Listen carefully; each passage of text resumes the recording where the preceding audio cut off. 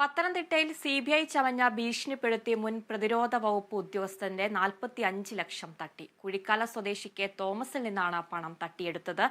അക്കൗണ്ടിലുള്ളത് അനധികൃത പണമെന്ന് സംശയമുണ്ടെന്നും പരിശോധനയ്ക്ക് ശേഷം പണം കൈമാറുമെന്നും പറഞ്ഞായിരുന്നു തട്ടിപ്പ്.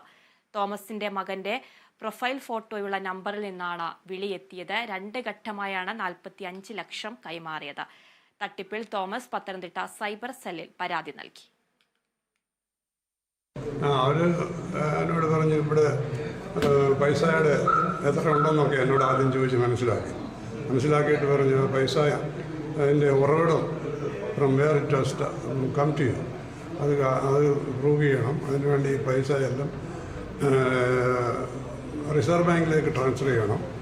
അങ്ങനെ റിസർവ് ബാങ്ക് വന്നു കഴിഞ്ഞിട്ട് ഞങ്ങളിത് പരിശോധിച്ചതിന് ശേഷം പൈസ തിരിച്ചു കിട്ടുമെന്ന് പറഞ്ഞു.